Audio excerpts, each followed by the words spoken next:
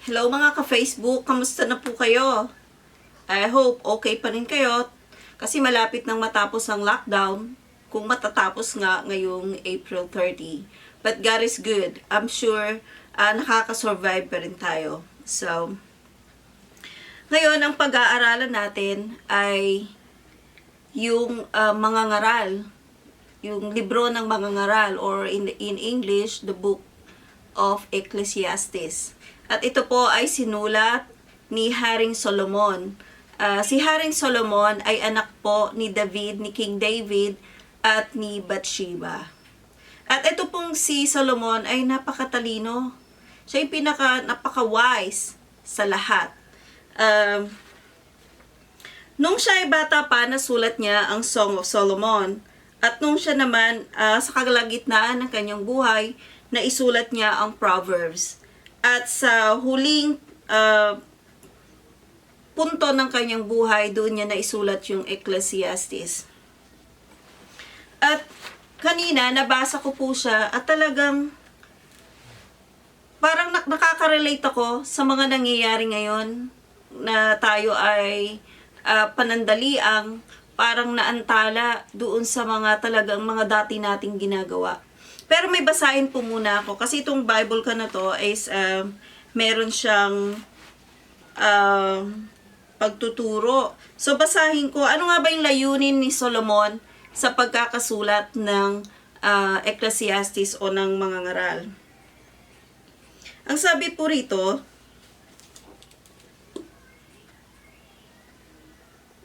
ang mga ngaral ay nagtala ng kanyang mapangutyang paglalarawan tungkol sa kawalang kabuluhan at kahungkagan ng paghahanap ng kaligayahan sa buhay na malayo sa Diyos at sa kanyang salita. Siya ay dumanas ng kayamanan, kapangyarihan, karangalan, katanyagan, at hilig ng laman. Ang lahat ay may dakilang kasaganaan, subalit sa bandang huli, nagsama-sama ang mga ito na nauwi sa kahungkagan at kabiguan. Kaya nga yung sigat na gusto-gusto ko pag vanity, or sa Tagalog, walang kahulugan, walang kabuluhan, walang kabuluhan. Walang halaga ang lahat ng bagay. Ang kanyang pangunahing layunin sa pagsulat ng mga ngaral ay marahil upang maibahagi sa iba ang kanyang mga pagsisisi at ang kanyang sariling patotoo bago siya mamatay. Lalong-lalo na sa mga kabataan upang hindi na nila magawa ang mga pagkakamaling kanyang nagawa. So, napakaganda na basahin to ng mga kabataan or kahit na sino, kahit nasa edad ko or kahit ilang taon ka, napakagandang basahin kasi mabubuksan dito yung ating kaisipan sa mga bagay-bagay na nararanasan ng isang kagaya ni Haring Solomon. Kasi sa totoo lang, maraming tao yung naghahanap ng kaligayahan sa mga bagay na pansamantala, mga temporary things. So ano nga ba itong mga temporary things na to? Sa buhay natin ngayon, ano ba itong mga temporary things na to? 'Di ba? Yung buhay na lang yung ating buhay, yung ating hininga ay temporary, kaya nga may mga namamatay. Hindi ba? Like ngayon, ang daming namatay sa buong mundo na dahil sa coronavirus na ito. Kasi doon mo makikita na ang buhay talaga ay pansamantala lang. Maaring may mga bata nga nawawala na, 'di ba? Baby pa lang, namamatay, or nasa kalagitnaan ng kanilang edad, mga teenager, or nasa 20s, 30s, walang pinipili yung kamatayan. Maaring may iba umaabot ng 100 years, 105, 110, pero nauuwi pa rin sa kamatayan kasi nga kahit ang buhay talaga ay temporary. So ano pa ba yung mga temporary na masasabi nating temporary? Yung mga lahat ng bagay na nakikita ng ating mata. Lahat ng bagay na nahahawakan natin or aamoy, lahat temporary lahat yan eh. So 'di ba? Maraming tao ngayon, pinagmamalaki nila yung kanilang bahay, kanilang sasakyan. kanilang edukasyon at ang kanilang magandang trabaho. Pero dahil nga sa virus na nangyari ngayon, hindi ba lahat ng bagay na to naantala? Like kanina nga napag-usapan na ng husband ko Paano kung halimbawa, kasi bebenta ako ng bahay May client ako noon, ang gusto niya, mahal na bahay. Isan nga nakakatawa, ako pa yung nag-a-advise, naku, wag yan ang kunin mo ma'am, kasi what if mawalan ka ng hanap buhay.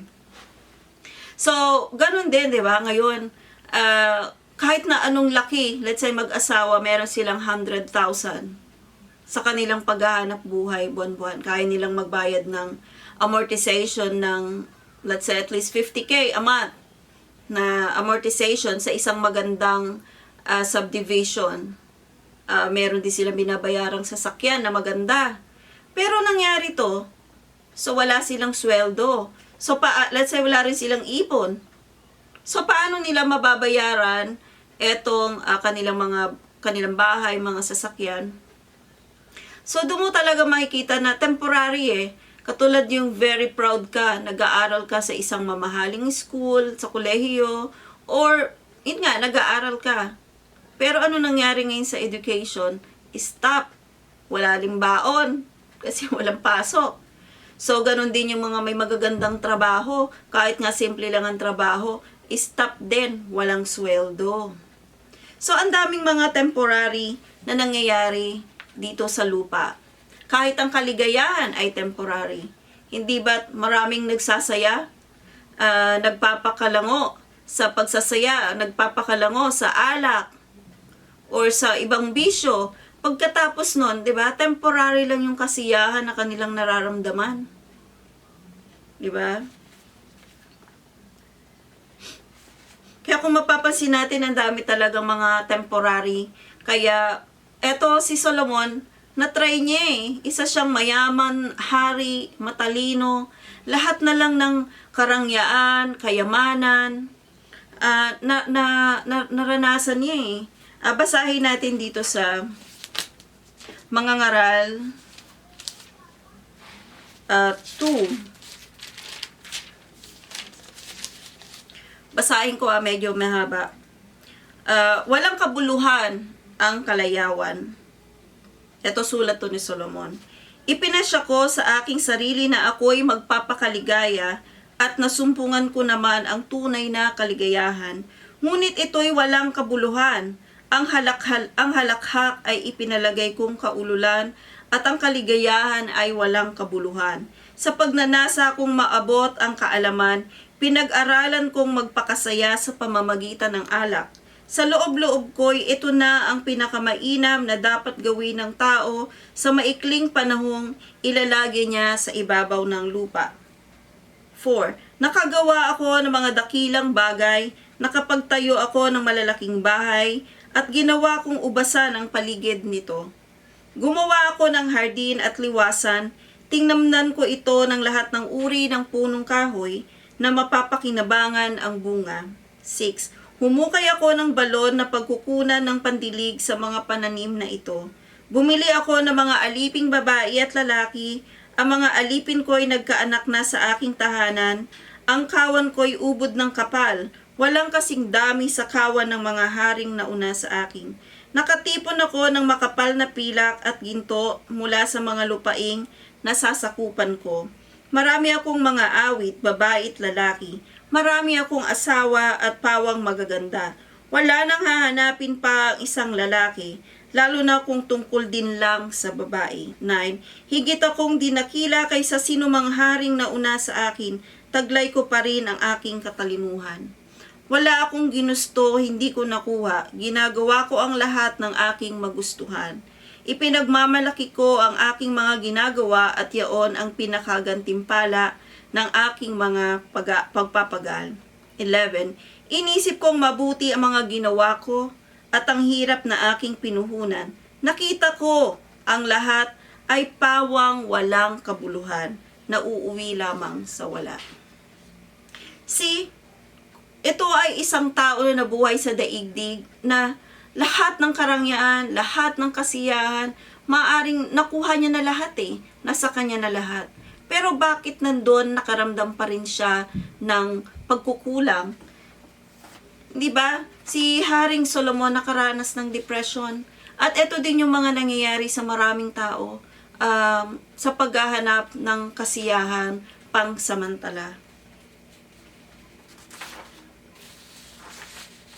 Kaya, ganon din tayo Ang dami Like ngayon nga may mga tao, ewan ko ba, napamember ako dito sa isang puro pagkain dito sa Facebook. So, merong isang nag-post nung lahat ng kanyang pinamili. Ang dami nung kanyang pinamili.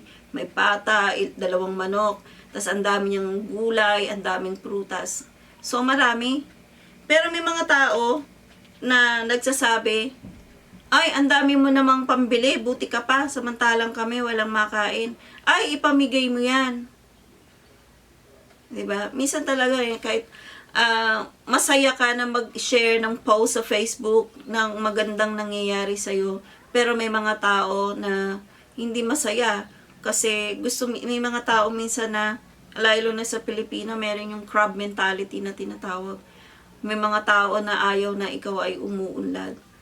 Pero may mga tao talaga na kagaya ni Solomon, nakukuha na nilang lahat ng kanilang kagustuhan. Pero bakit hindi pa rin yung iba nagiging masaya? Like si Robbie Williams, 'di ba? Nagpakamatay. Ang daming mga sikat na mga tao na mapapansin nyo bakit marami sikat sila, marami silang pera sa tingin natin or sa pagkakaalam natin. Pero bakit pinuputol nila yung kanilang buhay? Itong buhay na to ay regalo ng Diyos at napakagandang regalo sa atin kung gagamitin natin ng tama. Diba? So, based dito sa aking pagbabasa, kasi dito ang dami Meron ditong walang kabuluhan ang karunungan at kamangmangan. Walang kabuluhan ang pagpapagal. O, diba? Meron pa rito, walang kabuluhan ang mga kayamanan. So, kung babasahin nyo lahat, ang dami marami kang matututunan dito na hindi ko sinasabi na hindi importante na meron kang magandang kalagayan sa buhay, meron kang bahay na sarili, meron kang sasakyan. Pero, gusto ko lang ipaabot sa inyo na kagaya ni Solomon, itong mga bagay na to ay temporary. Siya, nakita niya to nung siya ay matanda na. Kaya hindi ba't maganda kung sa bata pa lang maipapasa na hindi lang pala sa mga material na bagay, sa mga bagay na magaganda o ikabubuti natin, ito yung dapat nating focus. Meron pa palang masigid na dapat nating i-focus. So, kagaya ni Solomon, yung kanyang parang pinaka-conclusion doon sa kanyang, sa librong ito, wala daw palang pinakamahalaga, kundi yung ating tanggapin natin yung ating dapat tayo ay mayroong pananampalataya sa Panginoon. Doon lang natin makikita yung tunay na kahulugan ng buhay sa pananampalataya natin sa Diyos. At dapat din nating malaman na maikli lang ang buhay.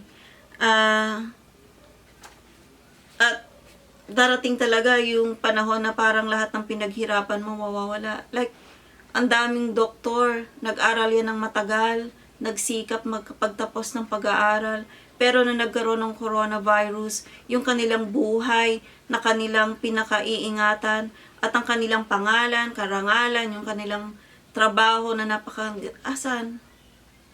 Hindi ba? Ang dami sa kanila nawala ng saysay ang kanilang buhay dahil sa isang coronavirus na umalipin sa buong mundo. So, doon talaga natin makikita na kahit anong pagsisikap natin, paghihirap natin, kahit na makuha natin lahat ng kalayawan sa mundo, mawawalang saysay ito kapag yung buhay natin wala na. Pero yun yung akala ng iba na yun lang yung buhay Meron pang buhay na walang hanggan doon sa langit. At ito nga ay nasabi doon, di ba, sa John 3:16, "For God so loved the world that whoever believes in Him shall not perish but have everlasting life." So, asan yung everlasting life kung namatay ka na rito? Yung everlasting life doon sa langit kasama ng Diyos. At meron pa akong babasahin dito. Ito na po, dito tayo magtatapos. 2 Corinthians 4:18. Basahin ko sa 2 Corinthians 4:18. Ito magandang Bible verse din po ito.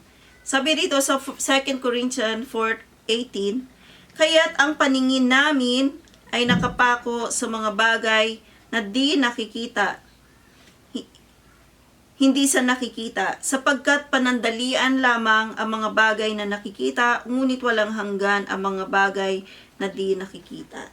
So, yung tinutukoy dito, ito yung mga Christian o mga follower na Jesus, di ba? Kaya nga sabi, minsan may mga tao na ang focus sa ibang bagay. Anong nangyayari sa kanila? Sila ay natitisod. Kaya nga sa mga Kristiyano, ang laging turo yung ating paningin ay ituon natin kay Jesus.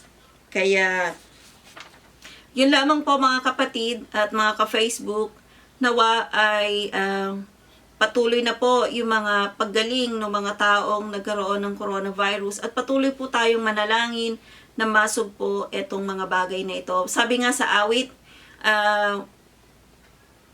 we might not see it, but He is working. We might not feel it, but He is working. God is working.